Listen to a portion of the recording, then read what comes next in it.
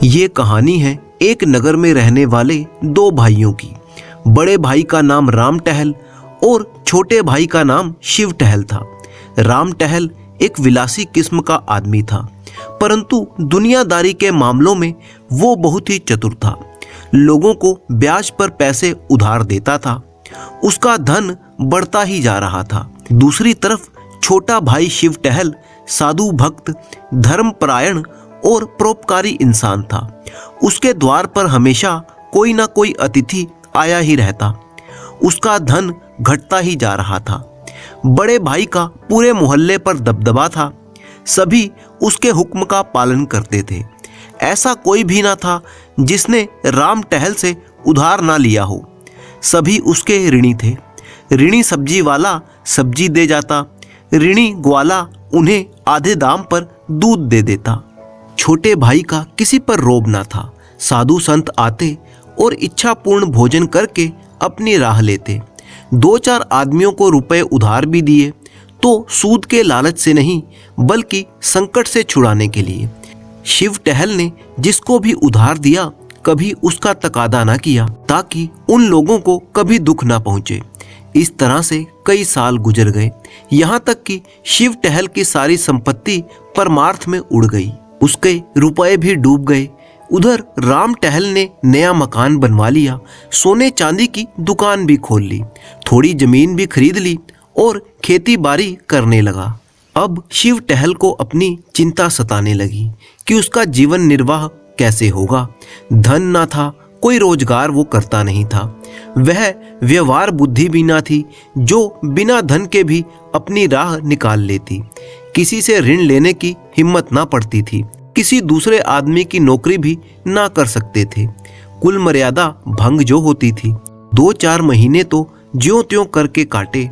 अंत में चारों ओर से निराश होकर वह अपने बड़े भाई के पास गया और कहा, भैया, अब मेरे और मेरे परिवार के पालन पोषण का सारा भार आपके ऊपर है। आपके सिवा अब किसकी शरण लूं? बड़े भाई राम टहल ने कहा, इसकी कोई चिंता नहीं है। तुमने कुकर्म करके धन थोड़े ही उड़ाया है। जो कुछ भी किया है उससे हमारे कुल की कीर्ति ही फैली है। मैं तो धूर्त हूँ, संसार को ठगना जानता हूँ। तुम सीधे साधे आदमी हो, दूसरों ने ही तुम्हें ठग लिया। यह तुम्हारा ही घर है। मैंने जो जमीन ली है उसकी तहसील वसूल करो, खेती बाड़ी का काम संभालो। महीने में तुम्हें जितना खर्च पड़ेगा मुझसे ले जाओ। हाँ, एक बात मुझसे ना होगी, मैं साधु संतों का सत्कार करने को एक पैसा भी नहीं दूंगा और ना ही तुम्हारे मुंह से अपनी निंदा सुनूंगा। शिव टहल ने गदगद कंठ से कहा, भैया, मुझसे इतनी भूल अवश्य हुई है कि मैं सबसे आपकी निंदा करता रहा हूँ। उससे मुझे क्षमा कर दो। अब से मुझे अपनी निंदा करते सुनना तो जो चाहे वो दंड दे देना। हाँ, आपसे मेरी एक विनती है। मैंने अब तक अच्छा काम किया या बुरा, पर भाभी जी को मना कर देना कि उसके लिए मेरा कभी भी तिरस्कार ना करें। अगर वह कभी तुम्हें ताना देगी तो मैं उसकी जीभ खींच लूंगा। बड़े भाई राम टहल की जमीन नगर से 10-12 कोस दूर थी। वहां पर एक कच्चा मकान भी था। बैल, गाड़ी, खेत की अन्य सामग्रियां वहीं पर रहती थी। शिव टहल ने अपना घर भाई को सौंपा और अपने बाल बच्चों को लेकर गांव चले गए। वहां उत्साह के साथ काम करने लगे।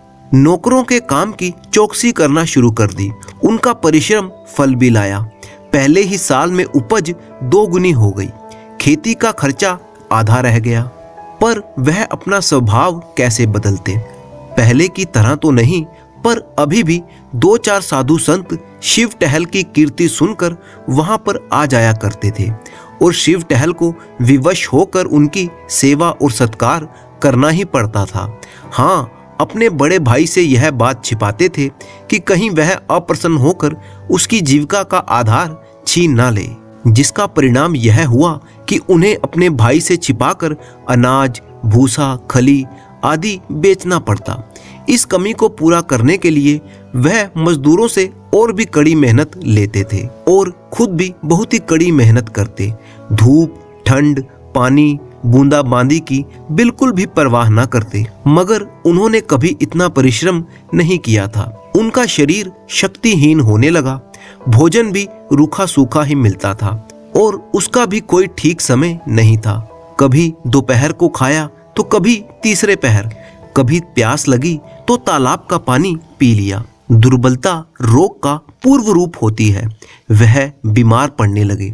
देहात में दवा दारू की सुविधा नहीं थी। धीरे धीरे रोग ने जड़ पकड़ ली। ज्वर ने पीलिए का रूप धारण कर लिया और पीलिए ने 6 माह के अंदर ही उनका काम तमाम कर दिया। शिव टहल की मृत्यु का समाचार जब उनके बड़े भाई राम टहल तक पहुंचा तो उन्हें बड़ा ही दुख हुआ। इन 3 वर्षों में उन्हें कभी एक पैसा भी खर्चना नहीं पड़ा था। गुड़, घी, भूसा, चारा, उपले, ईंधन सब गांव से ही चला आता था। वह बहुत रोए और उन्हें पछतावा भी हुआ कि मैंने अपने भाई की दवा दारू पर कोई ध्यान नहीं दिया। अपने स्वार्थ की चिंता में मैं उन्हें भूल ही गया। लेकिन मैं क्या जानता था कि मलेरिया का ज्वर प्राणघातक होता है, नहीं तो यथाशक्ति अवश्य ही उनका इलाज करवाता। शायद भगवान की यही इच्छा थी, इसमें मेरा क्या दोष है। अब कोई भी खेती संभालने वाला नहीं था।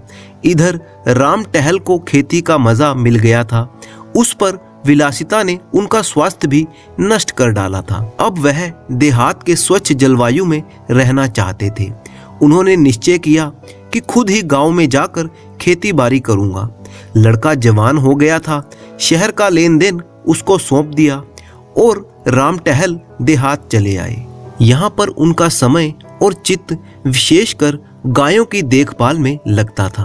उनके पास जमुना पारी बड़ी रास की गायें थी। उसे कई साल पहले बड़े ही शौक से खरीदा था।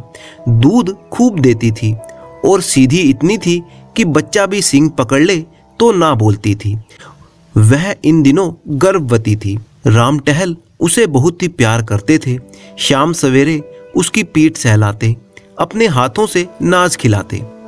कई आदमी उसकी अच्छी कीमत देने को तैयार थे, परंतु राम टहल ने उस गाय को ना बेचा। जब समय पर गाय ने एक बच्चा दिया तो राम टहल ने बड़ी ही धूमधाम से उसका जन्मदिन मनाया। कितने ही ब्राह्मणों को भोजन करवाया। कई दिनों तक गाना बजाना चलता रहा। इस बछड़े का नाम रखा गया जवाहिर। एक ज्योतिषी से उसकी जन्म पत्री भी बनवाई गई। उसके अनुसार बछड़ा बड़ा ही होनहार और बड़ा ही भाग्यशाली स्वामी भक्त निकलेगा। केवल 6ठे वर्ष उस पर एक संकट की आशंका थी। अगर वह उससे बच गया तो जीवन पर्यंत सुख से रहेगा। वह बछड़ा बड़ा ही सुंदर था, अत्यंत मनोहर और दिन भर कलोले किया करता था। राम टहल का चित्त उसे छलांग भरते देखकर प्रफुल्लित हो जाता। वह बछड़ा राम टहल से इतना हिलमिल गया कि उसके पीछे कुत्ते की भांति दौड़ता फिरता था।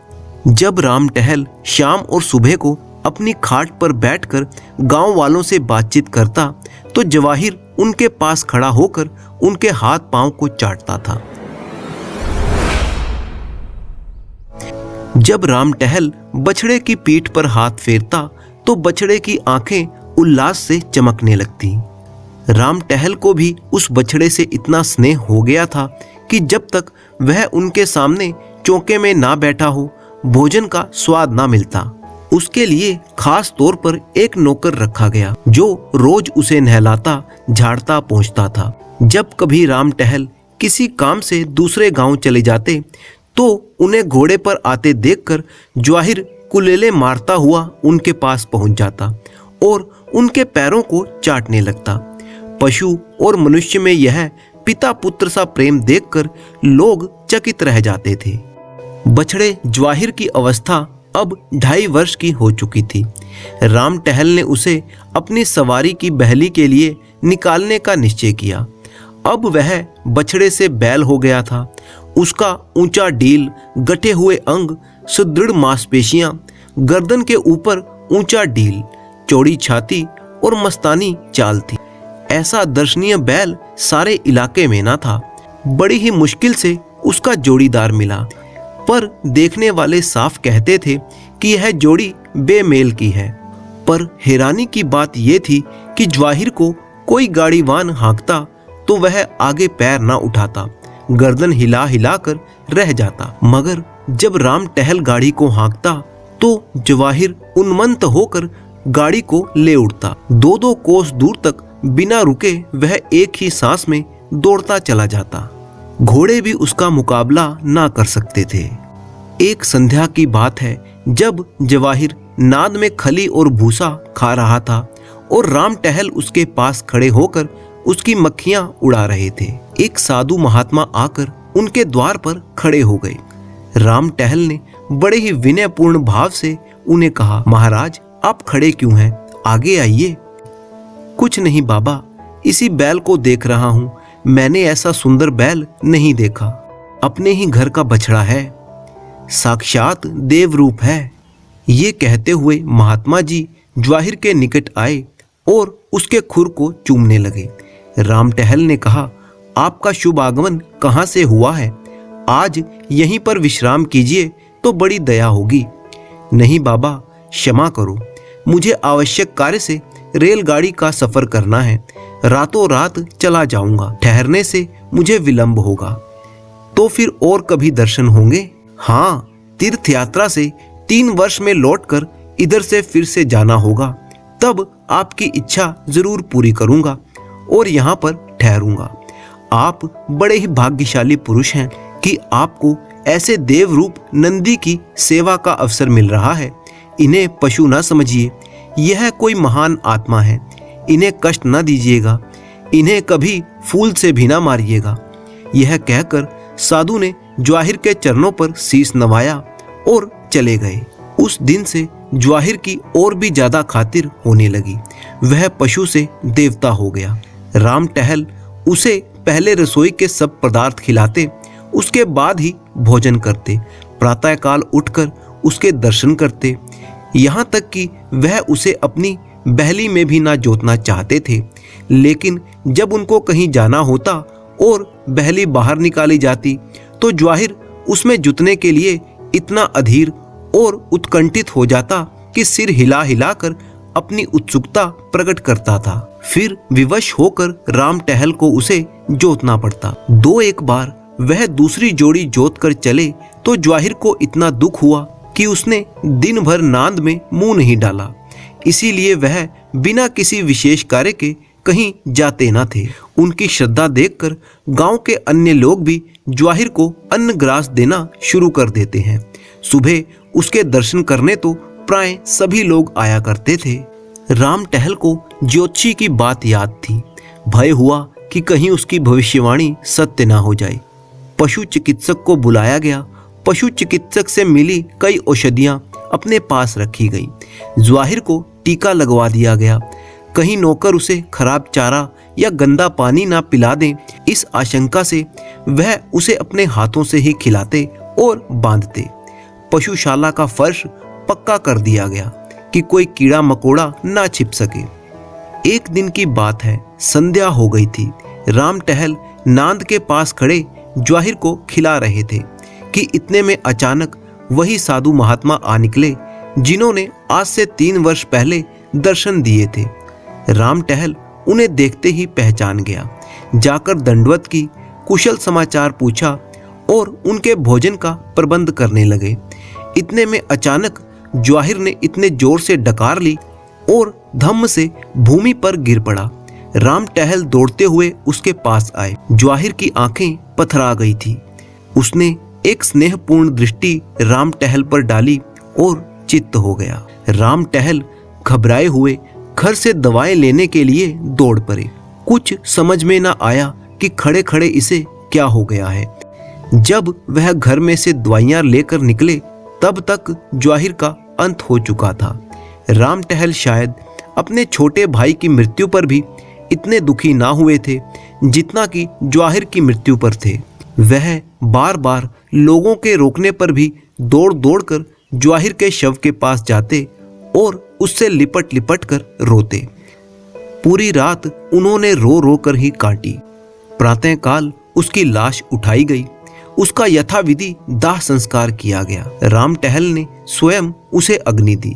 शास्त्रानुसार सब संस्कार किए गए। 13वें दिन गांव के सभी ब्राह्मणों को भोजन करवाया गया। उन साधु महात्मा को राम टहल ने अब तक जाने नहीं दिया था। उनकी शांति देने वाली बातों से राम टहल को बड़ी ही सांत्वना मिलती थी। एक दिन राम टहल ने साधु से पूछा, महात्मा जी, कुछ समझ में नहीं आता कि जवाहिर को कौन सा रोग हुआ था। ज्योतिष जी ने भी उसकी जन्म पत्री में लिखा था कि उसका 6ठा साल अच्छा ना होगा, लेकिन मैंने इस तरह से किसी जानवर को मरते नहीं देखा। आप तो योगी हैं, यह रहस्य आपकी समझ में आता है? साधु ने कहा, हाँ, कुछ थोड़ा थोड़ा समझता हूँ। तो मुझे भी कुछ बताइए, चित्त को धैर्य नहीं आ रहा। साधु महाराज बोले, यह पिछले जन्म का कोई बहुत ही साधु भक्त और परोपकारी जीव था। उसने सारी संपत्ति धर्म कार्यों में उड़ा दी। आपके संबंधियों में से ऐसा कोई सज्जन था? हाँ, था तो महाराज, मेरा छोटा भाई शिव टहल। उसने तुम्हें धोखा दिया, तुम्हारे साथ विश्वासघात किया। तुमने उसे अपना कोई काम सौंपा था, वह तुम्हारी आंख बचाकर तुम्हारे धन से साधु सज्जनों की सेवा सत्कार किया करता था। मुझे उस पर इतना संदेह नहीं होता। वह इतना सरल प्रकृति और इतना सज्जन मनुष्य था कि बेईमानी करने का उसे कभी ध्यान भी ना आया होगा। लेकिन उसने विश्वासघात अवश्य किया है, अपने स्वार्थ के लिए नहीं, अतिथि सत्कार के लिए ही सही, पर वह था तो विश्वासघाती। संभव है कि दुर्व्यथा ने उसे धर्म पथ से विचलित कर दिया हो। हाँ, यही बात है। उस प्राणी को स्वर्ग में स्थान देने का निश्चय किया गया, पर उसे विश्वासघात का प्रायश्चित करना आवश्यक था। उसने बेईमानी से तुम्हारा जितना धन हर लिया था, उसकी पूर्ति करने के लिए उसे तुम्हारे यहाँ पर पशु का जन्म दिया गया। यह निश्चय कर लिया गया कि 6 वर्ष में प्रायश्चित पूरा हो जाएगा। इतनी ही अवधि तक वह तुम्हारे यहाँ पर रहा। ज्यों ही अवधि पूरी हो गई, त्यों ही उसकी आत्मा निष्पाप और निर्लिप्त होकर निर्वाण पद को प्राप्त हो गई। महात्मा जी तो दूसरे दिन विदा हो गए, लेकिन राम टहल के जीवन में उस दिन के बाद एक बड़ा परिवर्तन देखने को मिला। उनकी चित्त वृत्ति अब बदल गई थी। दया और विवेक से उनका हृदय परिपूर्ण हो गया। वह मन में सोचते कि जब ऐसे धर्मात्मा प्राणी को जरा से विश्वासघात के लिए इतना कठोर दंड मिला, तो मुझ जैसे कुकर्मी की क्या दुर्गति होगी। यह बात उनके ध्यान से कभी ना उतरती थी। इस घटना के बाद से राम टहल का जीवन बिल्कुल ही बदल गया।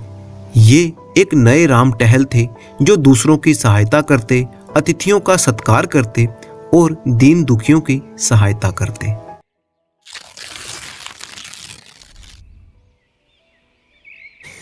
चैत का महीना था, लेकिन वे खलियान जहां अनाज की ढेरियां लगी रहती थी, आज पशुओं के शरण स्थल बने हुए थे।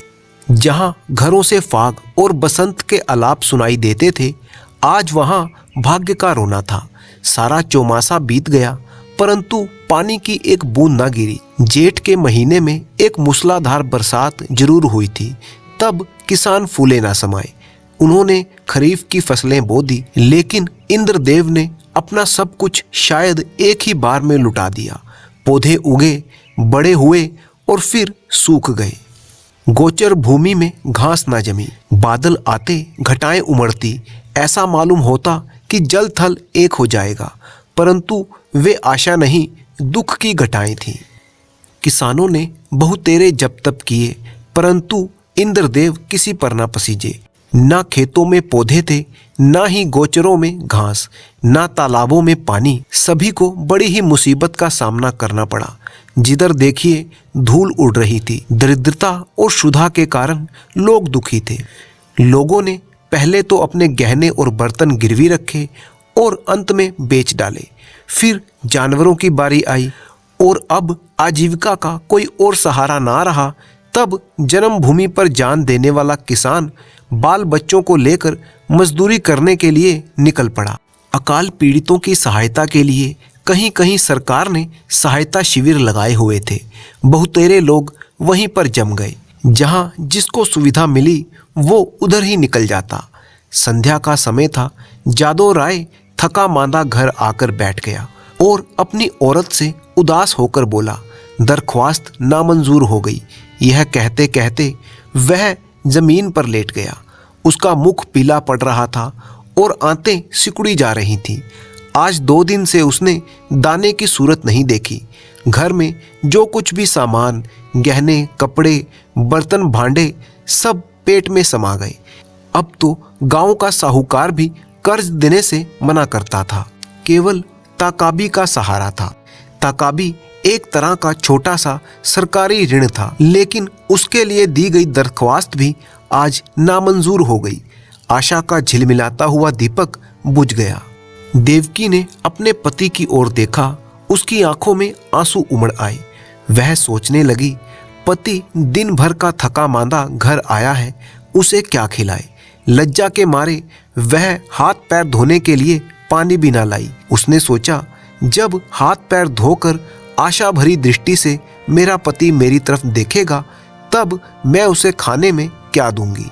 उसने तो खुद कई दिन से दाने की सूरत नहीं देखी थी, लेकिन इस समय जो उसे दुख हुआ वह उसकी भूख से कई गुना अधिक था। उसका बच्चा साधु नींद से चौंका और मिठाई की लालच में आकर बाप से लिपट गया। इस बच्चे ने आज सुबह से काले चने की रोटी का बस एक टुकड़ा ही खाया था और तब से कई बार उठा, कई बार रोते रोते सो गया। 4 वर्ष का नादान बच्चा, उसे वर्षा और मिठाई में कोई संबंध दिखाई नहीं देता था। जादव राय ने उसे गोद में उठा लिया और उसकी ओर दुख भरी दृष्टि से देखा। जादव राय की गर्दन झुक गई और उसका हृदय पीड़ा से भर आया। दूसरे दिन वह परिवार भी घर से निकल बाहर आ गया। जिस तरह पुरुष के चित्त में अभिमान और स्त्री की आंख से लज्जा नहीं निकलती, उसी तरह मेहनत की रोटी कमाने वाला किसान भी मजदूरी की खोज में घर से बाहर नहीं निकलता। लेकिन हाय रे पापी पेट, तू सब कुछ करा सकता है। प्रभात का समय था। ये दोनों विपत्ति के सताए हुए घर से निकले। जादव राय ने लड़के को अपने साथ ले लिया। देवकी ने फटे पुराने कपड़ों की वह गठरी सिर पर रखी जिस पर विपत्ति को भी तरस आता। दोनों की आंखें आंसुओं से भरी हुई थी। देवकी रोती रही, परंतु जादव राय चुपचाप था। गांव के 2-4 आदमियों से भेंट भी हुई। किसी ने इतना भी नहीं पूछा कि कहाँ जाते हो। किसी के हृदय में सहानुभूति का वास नहीं था। जब ये लोग लालगंज पहुंचे, उस समय सूर्य ठीक सिर पर था। यह सरकारी शिविर था जो अकाल पीड़ितों की सहायता के लिए लगाया गया था। जादव राय और उसकी पत्नी अपने बच्चे के साथ यहीं पर रुक गए। देखा, मीलों तक आदमी ही आदमी दिखाई पड़ते थे, लेकिन हर चेहरे पर दीनता और दुख के निशान झलक रहे थे। बैसाख की जलती हुई धूप थी। आग के झोंके जोर जोर से हरहराते हुए चले आ रहे थे। ऐसे समय में हड्डियों के अनगिनत ढांचे, जिनके शरीर पर किसी प्रकार का कपड़ा न था, मिट्टी खोदने में लगे हुए थे। मानो वह मरघट भूमि थी जहां मुर्दे अपने हाथों से अपनी कब्र खोद रहे थे। बूढ़े और जवान, मर्द और बच्चे, सब के सब निराश और विवश होकर काम में लगे हुए थे। मानो मृत्यु और भूख उनके सामने बैठी घूर रही थी। आज 8 दिन बीत गए थे। संध्या का काम समाप्त हो चुका था।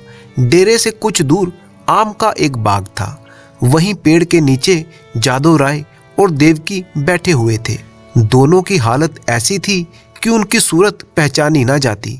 अब वह स्वाधीन किसान नहीं रहे। समय के हेर फेर से आज दोनों मजदूर बन बैठे। जादव राय ने बच्चे को जमीन पर सुला दिया। उसे कई दिन से बुखार आ रहा था। कमल सा चेहरा मुरझा गया। देवकी ने धीरे से हिलाकर बच्चे से कहा, बेटा आंखें खोलो, देखो सांझ हो गई है। साधु ने आंखें खोल दी। बुखार उतर गया था। बोला, क्या हम घर आ गए माँ? घर की याद आई तो देवकी की आंखें भी डबडबा गई। उसने कहा, नहीं बेटा, तुम अच्छे से ठीक हो जाओगे तब घर चलेंगे। उठकर देखो कैसा अच्छा बाग है। साधु माँ की हाथों का सहारा लेकर उठा और बोला, माँ मुझे बड़ी भूख लगी है, लेकिन तुम्हारे पास तो कुछ नहीं है, मुझे क्या खाने को दोगी? देवकी के हृदय में चोट सी लगी, पर धीरज धर के बोली, नहीं बेटा, तुम्हारे खाने को मेरे पास बहुत कुछ है। तुम्हारे दादा पानी लाते हैं तो नरम नरम रोटियां अभी बना देती हूँ। साधो ने माँ की गोद में सिर रख लिया और बोला, माँ मैं ना होता तो तुम्हें इतना दुख ना होता। यह कहकर वह फूट फूट कर रोने लगा। यह वही बेसमझ बच्चा है जो 2 सप्ताह पहले मिठाइयों के लिए दुनिया सिर पर उठा लिया करता था। दुख और चिंता ने कैसा अनर्थ कर दिया। इसी बीच में कई आदमी लालटेन लिए हुए वहां पर आए। फिर गाड़ियां आई, उन पर डेरे और खेमे और तंबू लदे हुए थे। दम के दम वहां पर तंबू गाड़ दिए गए और खेमे खड़े हो गए। सारे बाग में चहल पहल नजर आने लगी। देवकी रोटियां सेक रही थी। साधो धीरे धीरे उठा और आश्चर्य से देखता हुआ एक डेरे के नजदीक जाकर खड़ा हो गया। पादरी मोहनदास खेमे से बाहर निकले तो साधो उन्हें वहीं खड़ा दिखाई दिया। उसकी सूरत पर उन्हें तरस आ गया। प्रेम की नदी उमड़ आई। बच्चे को गोद में लेकर खेमे के अंदर चले गए और तब बिस्कुट और केले खाने के लिए दिए। लड़के ने अपनी जिंदगी में इतनी स्वादिष्ट चीजों को कभी ना देखा था। बुखार की बेचैन करने वाली भूख अलग से मार रही थी। उसने खूब खाया और तब कृतज्ञ नेत्रों से देखते हुए पादरी साहब के पास जाकर बोला, तुम हमको रोज ऐसी चीजें खिलाओगे? पादरी साहब उसके भोलेपन पर मुस्कुराए और बोले, मेरे पास इससे भी अच्छी अच्छी चीजें हैं। इस पर साधु ने कहा, अब मैं रोज तुम्हारे पास आऊंगा। माँ के पास ऐसी अच्छी चीजें कहाँ हैं? वह मुझे रोज चने की रोटियां खिलाती हैं। उधर देवकी ने रोटियां बनाई और साधु को पुकारने लगी। साधु ने माँ के पास जाकर कहा, मुझे साहब ने अच्छी अच्छी चीजें खाने को दी हैं। साहब बड़े अच्छे हैं। देवकी ने कहा, मैंने तुम्हारे लिए नरम नरम रोटियां बनाई हैं, आओ तुम्हें खिलाऊं। साधु बोला, अब मैं ना खाऊंगा। साहब कहते थे कि तुम्हें रोज अच्छी अच्छी चीजें खिलाऊंगा, अब मैं उनके साथ ही रहूंगा। माँ ने समझा कि लड़का हंसी कर रहा है। उसे छाती से लगाकर बोली, बेटा हमको भूल जाओगे? देखो मैं तुम्हें कितना प्यार करती हूँ। साधु तुतलाकर बोला, तुम मुझे रोज चने की रोटियां दिया करती हो, तुम्हारे पास कुछ नहीं है। साहब मुझे केले और आम खिलाएंगे। यह कहकर वह फिर खेमे की ओर भागा और रात भर वहीं सोया रहा। पादरी मोहनदास का पड़ाव वहां 3 दिन तक रहा। साधु दिन भर उन्हीं के पास रहता। साहब ने उसे मिठाइयाँ और दवाइयाँ दी। उसका बुखार अब जाता रहा। वह भोले भाले किसान यह देखकर साहब को आशीर्वाद देने लगे। लड़का चंगा हो गया और आराम से है। साहब को परमात्मा सुखी रखे। उन्होंने बच्चे की जान बचा ली। चौथे दिन रात के समय पादरी साहब ने वहां से कूच किया। सुबह को जब देवकी उठी तो साधु का पता न था। उसने समझा कहीं टपके ढूंढने गया होगा, किंतु थोड़ी देर देखकर उसने जादो राय से कहा, लल्लू यहाँ नहीं है। उसने भी यही कहा, कहीं टपके ढूंढता होगा। लेकिन जब सूरज निकल आया और काम पर चलने का वक्त हुआ, तब जादो राय को कुछ संशय हुआ। उसने कहा, तुम यहीं बैठी रहना, मैं अभी उसे लेकर आता हूँ। जादो ने आसपास के सब बागों को छान डाला और अंत में जब 10 बज गए तो निराश लौट आया। साधु ना मिला। यह देखकर देवकी डांडे मारकर रोने लगी। फिर दोनों अपने लाल की तलाश में निकले। अनेक विचार चित्त में आने लगे। देवकी को पूरा विश्वास था कि उस साहब ने कोई मंत्र डालकर वश में कर लिया है, लेकिन जादो को इस कल्पना के मान लेने में कुछ संदेह था। बच्चा इतनी दूर अनजान रास्तों पर अकेले नहीं जा सकता था। फिर भी दोनों गाड़ी के पहियों और घोड़ों की टापों के निशान देखते देखते चले जाते थे। यहाँ तक कि एक सड़क पर आ पहुंचे। वहां गाड़ी के बहुत से निशान थे। घोड़ों की टाप भी एक झाड़ियों की तरफ जाकर गायब हो जाती थी। आशा का सहारा टूट गया। दोपहर हो गई थी। दोनों धूप के मारे बेचैन और निराशा से पागल हो रहे थे। 3 दिन तक ये दोनों अपने खोए हुए लाल की तलाश करते रहे। दाने से भेंट नहीं हुई। प्यास से बेचैन होते तो 2-4 घूंट पानी गले के नीचे उतार लेते, लेकिन सब व्यर्थ, कोई लाभ ना हुआ। आज इस घटना को 14 वर्ष बीत चुके थे। इन 14 वर्षों में सारी काया पलट चुकी थी। चारों ओर राम राज्य दिखाई देने लगा। इंद्रदेव ने भी अब कभी उस तरह की निर्दयता ना दिखाई। उमड़ी हुई नदियों की तरह अनाज की फसलें लहलहा रही थीं। उजड़े हुए गांव बस चुके थे। जादो राय के दिन भी फिर चुके थे। घर पर छप्पर की जगह खपरैल हो गया था। दरवाजे पर अच्छे बैलों की जोड़ी बंधी हुई थी। वह अब अपनी बहली पर सवार होकर बाजार जाया करता। उसका बदन अब पहले की तरह सुडौल नहीं था। उम्र बढ़ने के निशान उसके चेहरे पर साफ दिखाई देते थे। उसकी पत्नी देवकी भी अब एक उम्रदराज औरत बन चुकी थी, परंतु पूरे गांव में उसकी बहुत ही धाक थी। व्यवहारिक बातों में उसकी बड़ी पूछ हुआ करती। उसके कटु वाक्य और तीव्र आलोचना की सारे गांव में धाक बंधी हुई थी। उनके लिए जीवन का दूसरा भाग इससे कम उज्जवल नहीं है। उनकी 2 संतानें हैं। लड़का माधो सिंह अब खेती बाड़ी के काम में बाप की मदद करता है। लड़की का नाम शिव गौरी है। वह भी माँ को चक्की पीसने में सहायता करती थी और खूब गीत गाती। बर्तन धोना उसे पसंद नहीं, लेकिन चौका लगाने में वो निपुण थी। परंतु अपने खोए हुए बच्चे साधो की याद उन्हें आज भी आती थी। उसकी चर्चा नित्य हुआ करती और कभी बिना रुलाए नहीं रहती। देवकी कभी कभी सारे दिन उस लाडले बेटे की सुध में अधीर रहा करती थी। एक सांझ की बात है, बैल दिन भर के थके हुए आंगन में बंधे हुए थे। पुजारी ने ठाकुर द्वारे में घंटा बजाना शुरू किया। आज फसल के दिन है, रोज पूजा होती है। जादो राय खाट पर बैठे हुए थे। उनकी बेटी शिव गौरी भी वहीं पर थी। घड़ियाल और घंटे की आवाज सुनते ही जादो राय भगवान का चरणामृत लेने के लिए उठे ही थे कि उन्हें अकस्मात एक नवयुवक दिखाई पड़ा, जो भौंकते हुए कुत्तों को धुतकारता हुआ बाईसाइकिल को आगे बढ़ाता हुआ चला आ रहा था। उसने आते ही जादो राय के चरणों में सिर रख दिया। जादो राय ने उसे गौर से देखा, तब दोनों एक दूसरे से लिपट गए। उनका छोटा बेटा माधो भौचक्का होकर बाईसाइकिल वाले को देखने लगा। शिव गौरी रोती हुई घर में भागी और देवकी से बोली, दादा को साहब ने पकड़ लिया है। देवकी घबराई हुई बाहर आई। बाईसाइकिल पर आया वह युवक उनका बिछड़ा हुआ बेटा साधो था। साधो ने अपनी माँ को देखा और उसके पैरों पर गिर पड़ा। देवकी ने उसे छाती से लगा लिया और रोने लगी। गांव के मर्द, औरतें और सब बच्चे जमा हो गए। मेला सा लग गया था। साधो ने अपने माता पिता से कहा, मुझ अभागे से जो कुछ अपराध हुआ उसे क्षमा कीजिए।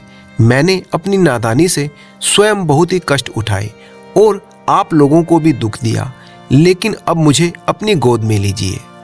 देवकी ने रोकर कहा, जब हमको छोड़कर भागे तब हम तुम्हें 3 दिन तक भूखे प्यासे ढूंढते रहे, पर जब निराश हो गए तब अपने भाग्य को रोकर बैठ गए। तब से आज तक कोई ऐसा दिन ना गया जब तुम्हारी याद ना आई हो। रोते रोते एक युग बीत गया। अब तुमने खबर ली है। बताओ बेटा, उस दिन तुम कैसे भागे और कहाँ जाकर रहे? साधु ने लज्जित होकर उत्तर दिया, माताजी, अपना हाल मैं आपसे क्या कहूँ। मैं रात के पहर में ही आपके पास से उठकर भाग गया था और पादरी साहब के पड़ाव का पता मैंने उनसे शाम को ही पूछ लिया था। बस पूछते पुछाते उनके पास दोपहर को पहुंच गया। साहब ने मुझे पहले समझाया कि अपने घर लौट जाओ, लेकिन जब मैं किसी तरह राजी ना हुआ तो वह मुझे अपने साथ ले गए और मुझे पूना भेज दिया। मेरी तरह वहाँ सैकड़ों लड़के थे और वहाँ बिस्कुट और केलों का भला क्या जिक्र। जब मुझे आप लोगों की याद आती तो मैं अक्सर रोया करता, मगर बचपन की उम्र थी, धीरे धीरे उन्हीं लोगों के साथ हिल मिल गया। हाँ, जब से कुछ होश आया और अपना पराया समझने लगा हूँ, तब से अपनी नादानी पर हाथ मलता रहा हूँ। रात दिन आप लोगों की रट लगी हुई थी। आज आप लोगों के आशीर्वाद से ये शुभ दिन देखने को मिला है। दूसरों में बहुत दिन काटे, बहुत दिनों तक अनाथ रहा। अब मुझे अपनी सेवा में रखिए, मुझे अपनी गोद में लीजिए। मैं प्रेम का भूखा हूँ। बरसों से मुझे जो सौभाग्य नहीं मिला वह मुझे दीजिए। गांव के बहुत से बुढ़े जमा थे। उनमें से जगत सिंह बोले, तो क्यों बेटा, तुम इतने दिनों तक पादरियों के साथ रहे, उन्होंने तुमको भी पादरी बना लिया होगा। साधु ने सिर झुकाकर कहा, जी हाँ, यह तो उनका दस्तूर है। जगत सिंह ने जादव राय की तरफ देखकर कहा कि यह बड़ी ही कठिन बात है। साधु ने कहा, बिरादरी मुझे जो भी प्रायश्चित करने के लिए कहेगी मैं करूँगा। मुझसे जो कुछ बिरादरी का अपराध हुआ है वह नादानी से हुआ है। मैं उस समय बच्चा था, लेकिन फिर भी मैं उसका दंड भोगने के लिए तैयार हूँ। जगत सिंह ने फिर जादव राय की तरफ कनखियों से देखा और गंभीरता से बोले, हमारे यहाँ अब तक ऐसा कभी नहीं हुआ। यूं तो तुम्हारे माँ बाप तुम्हें अपने घर में रख लें, तुम उनके लड़के हो, मगर बिरादरी कभी इस काम में शरीक ना होगी। बोलो जादव राय, क्या कहते हो? कुछ तुम्हारे मन की भी तो सुन लें। जादव राय बड़ी दुविधा में था। एक ओर तो अपने बेटे की प्रीति और दूसरी ओर बिरादरी का भय था। जिस लड़के के लिए रोते रोते आंखें फूट गई, आज वही सामने खड़ा आंसुओं से भरा कहता था, पिताजी मुझे अपनी गोद में लीजिए, और मैं पत्थर की तरह अचल खड़ा हूँ। जादव राय सोच रहा था, इन निर्दयी भाइयों को किस तरह समझाऊं, क्या करूं क्या ना करूं। लेकिन माँ की ममता उमड़ आई। देवकी से ना रहा गया। उसने अधीर होकर कहा, मैं अपने घर में रखूंगी, अपने कलेजे से लगाऊंगी। इतने दिनों के बाद मैंने अपने बेटे को पाया है, अब उसे छोड़ नहीं सकती। जगत सिंह रुष्ट होकर बोले, चाहे बिरादरी छूट ही क्यों ना जाए। देवकी ने भी गर्म होकर जवाब दिया, हाँ, चाहे बिरादरी छूट जाए।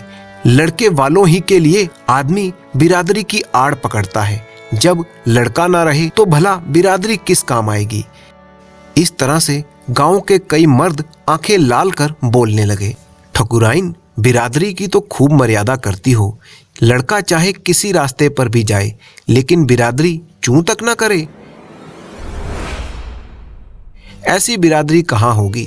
हम साफ साफ कहे देते हैं कि अगर यह लड़का तुम्हारे घर में रहा तो बिरादरी भी तुम्हें बता देगी कि वह क्या कर सकती है। जगत सिंह कभी कभी जादव राय से रुपए उधार लिया करते थे।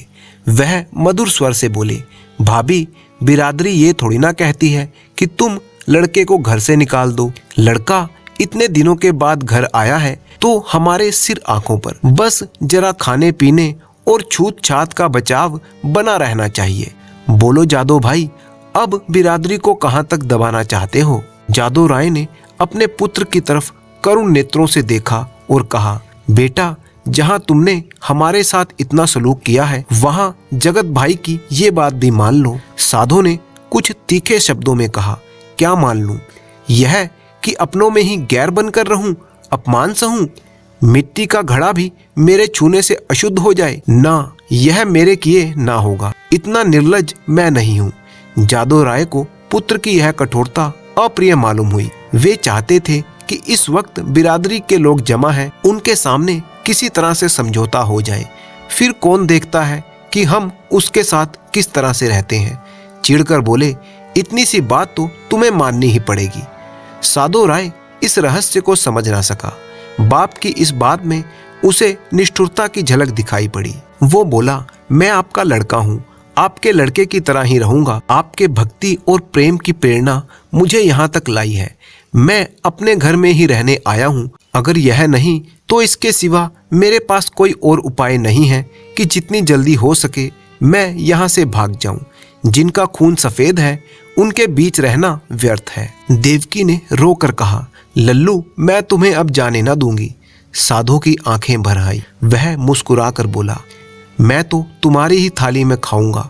देवकी ने उसे ममता और प्रेम की दृष्टि से देखकर कहा, मैंने तुझे अपनी छाती से दूध पिलाया है, तू मेरी ही थाली में खाएगा तो क्या, मेरा बेटा ही तो है, कोई और तो नहीं हो गया। साधु इन बातों को सुनकर मतवाला हो गया। इनमें कितना स्नेह, कितना अपनापन है। वह बोला, माँ, आया तो मैं इसी इरादे से था कि अब कहीं ना जाऊंगा, लेकिन बिरादरी के कारण यदि तुम्हें दुख सहना पड़े तो यह मुझसे ना देखा जाएगा। मुझसे इन गवारों का कोरा अभिमान ना देखा जाएगा। इसीलिए इस वक्त मुझे जाने दे। जब मुझे अवसर मिला करेगा तो मैं तुझे देख जाया करूँगा। तुम्हारा प्रेम मेरे चित्त से नहीं जा सकता, लेकिन ये बात असंभव है कि मैं इस घर में रहूं और अलग खाना खाऊं, अलग बैठूं। इसके लिए मुझे माफ कर दो। देवकी घर में से पानी लाई। साधो मुंह धोने लगा। बहन शिवगौरी ने माँ का इशारा पाया तो डरते डरते साधो के पास गई। साधो को आदर पूर्वक प्रणाम किया। साधो ने पहले उन दोनों को आश्चर्य से देखा, फिर अपनी माँ को मुस्कुराते देखकर समझ गया। उसने अपने भाई बहन को अपनी छाती से लगा लिया। माँ खड़ी यह दृश्य देखती थी और उमंग से फूली ना समाती।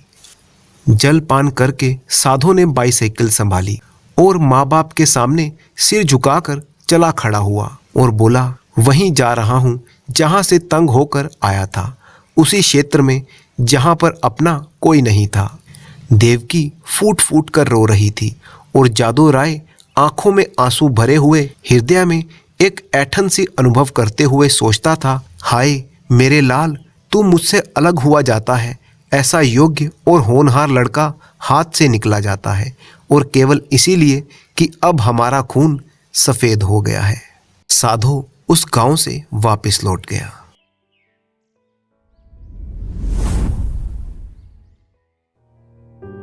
कपड़ों के एक बहुत बड़े व्यापारी सेठ ने ढेरों दौलत इकट्ठी कर रखी थी।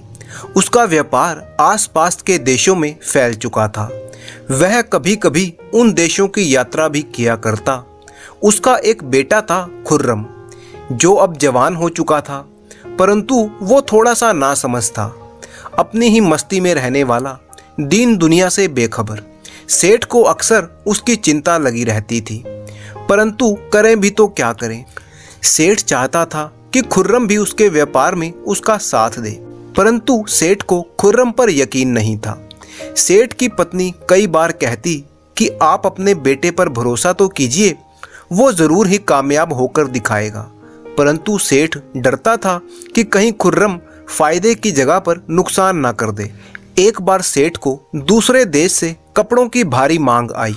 उस देश से कपड़े की भारी मांग को देखते हुए सेठ ने वहां जाने का निश्चय किया, परंतु इस बार सेठ की पत्नी ने कहा कि आप खुद यात्रा पर ना जाकर बेटे खुर्रम को वहां पर भेजें, तभी तो ये जान पाएगा कि व्यापार कैसे करते हैं।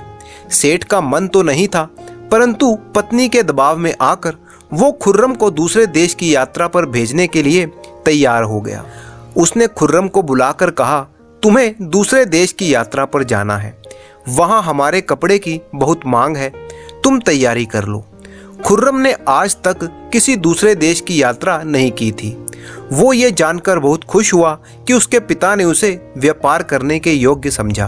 अगले दिन सब कुछ समझा बुझाकर सेठ ने खुर्रम को यात्रा के लिए रवाना कर दिया। वहां पहुंचकर खुर्रम ने सराय में अपना सामान रखा और बाजार घूमने के लिए निकल पड़ा। रास्ते में उसने एक निराला फल बिकते हुए देखा। उसने इतना बड़ा फल आज तक नहीं देखा था। वह फल वाले के पास गया और फल को हाथ में उठाकर देखा तो हैरान रह गया कि ऊपर से कांटों वाला यह फल बहुत ही भारी था। खुर्रम ने पूछा, भाईजान इसे क्या कहते हैं? फल वाला हंसता हुआ बोला, साहब इसे कटहल कहते हैं। खुर्रम ने कटहल को सूंघ कर देखा तो उसे कटहल की खुशबू बहुत ही अच्छी लगी। वह सोचने लगा, यदि इस कटहल की खुशबू इतनी अच्छी है तो स्वाद कितना अच्छा होगा। परंतु मन ही मन में खुर्रम यह सोच रहा था कि इतना बड़ा फल बहुत महंगा होगा। उसने फल वाले से पूछा, भाईजान यह कटहल कितने का है? फल वाले ने उत्तर दिया, 10 आने का। खुर्रम को अपने कानों पर विश्वास ही नहीं हुआ। उसे लगा शायद उसने गलत सुना है या फल वाले का ध्यान कहीं और है। इस कारण उसने गलती से कटहल का दाम कम बता दिया। उसने तुरंत जेब से पैसे निकाले और कटहल खरीद लिया। कटहल लेकर वह सीधा अपनी सराय में पहुंचा। उसने छुरी निकालकर कटहल काट लिया और उसे खाने लगा। उसे कटहल का स्वाद बहुत ही अच्छा लग रहा था। इस कारण से वो आधे से ज्यादा कटहल खा चुका था। कटहल खाने के बाद वह हाथ धोने के लिए गया, परंतु उसके हाथ और मुंह बुरी तरह से चिपक रहे थे, इस कारण साफ नहीं हो रहे थे। हाथ धोने की कोशिश में वो और भी ज्यादा चिपके जा रहे थे। उसने हाथों को बार बार रगड़ा, परंतु वे साफ नहीं हो रहे थे। उसने देखा कि कटहल का रस उसके कपड़ों पर लग गया था। उसने कपड़ों को साफ करने की बहुत कोशिश की, परंतु कपड़े उसके साफ ना होकर और भी ज्यादा चिपचिपे होते गए। वह अकेला था, इस कारण समझ नहीं पा रहा था कि अब क्या करे। वैसे भी खुर्रम अपने घर से पहली बार अकेला निकला था, इस कारण से वह थोड़ा घबरा रहा था। उसने सोचा कि सराय के मालिक या किसी नौकर से पूछ लूं कि इसे साफ कैसे किया जाए। खुर्रम अपने कमरे से बाहर निकलकर ज्यों ही किसी के सामने पड़ा तो वह व्यक्ति खुर्रम को देखकर हंसने लगा। खुर्रम की हिम्मत ही नहीं हुई कि वह किसी से कुछ पूछ सके। वह चुपचाप सराय से बाहर निकल गया। बाहर तेज हवा चल रही थी। सड़क के पत्ते उड़ उड़कर खुर्रम के कपड़ों पर चिपकने लगे। उसकी मूंछों के बाल भी चिपचिपे और अजीब से लगने लगे। हवा के साथ साथ धूल, मिट्टी, कागज, पंख आदि सब उसके कपड़ों और हाथों पर चिपकते जा रहे थे। वह जिधर से भी निकलता उधर से लोग उसे देखकर हंसने लगते। उसका चेहरा भी धूल चिपकने से गंदा होने लगा था। कुछ लोग उसे पागल समझकर उसके पीछे चलने लगे। खुर्रम की समझ में नहीं आया कि वह अब क्या करे। वह चुपचाप एक दुकान में घुस गया और एक कोने में छिपने का प्रयास करने लगा। संयोग से वह दुकान एक सर्राफ की थी। वहां पर ग्राहकों को दिखाए गए आभूषण एक मेज पर रखे थे। खुर्रम उस मेज से टकरा गया और कुछ आभूषण उछलकर उसके कपड़ों से जा चिपके। ज्यों ही खुर्रम छिपने का प्रयास करने लगा, दुकान मालिक की निगाह उस पर पड़ गई। उसने चोर चोर कहकर शोर मचा दिया। दुकान के नौकरों ने खुर्रम को पकड़ लिया और भीड़ इकट्ठी हो गई।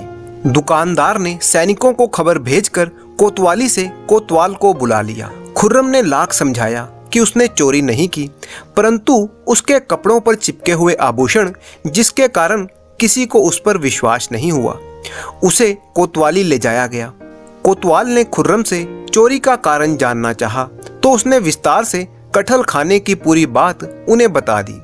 कोतवाल हंसता हुआ बोला, अरे मियाँ, जब खाना आता ही नहीं था तो कटहल खाया ही क्यों? अच्छा यह बताओ कि तुम किस व्यापारी के यहाँ आए थे? खुर्रम को उस व्यापारी के यहाँ ले जाया गया, परंतु उस व्यापारी ने खुर्रम के हुलिये के कारण उसे पहचानने से इनकार कर दिया। तब खुर्रम ने अपना और अपने पिता का पूरा नाम बताया। साथ ही वह अपने साथ लाए हुए सामान की पूरी जानकारी भी उस व्यापारी को देता है। तब व्यापारी ने उसे पहचानते हुए कहा, कोतवाल जी, यह अपना ही बच्चा है, इसे छोड़ दीजिए। यह हालात के कारण मुसीबत में फंस गया है। अब खुर्रम बोला, पहले मुझे इस मुसीबत से छुटकारा दिलाइए। व्यापारी ने खुर्रम को बदलने के लिए कपड़े दिए, उसका चेहरा व हाथ पैर साफ करवाए। फिर उसकी अच्छी खातिरदारी की और कहा, बेटा याद रखना, किसी भी नई चीज को आजमाने से पहले उसकी थोड़ी जानकारी अवश्य ले लेनी चाहिए। खुर्रम के लिए यह सबक बहुत ही जरूरी था। इसके बाद खुर्रम ने उस व्यापारी को लाया हुआ माल दे दिया और उसके बदले में जो भी उसे धन मिला उसे सुरक्षित लेकर वापस अपने पिता के पास पहुंच गया। अब खुर्रम के पिता भी बहुत खुश थे कि उनका बेटा एक समझदार व्यापारी बन चुका है।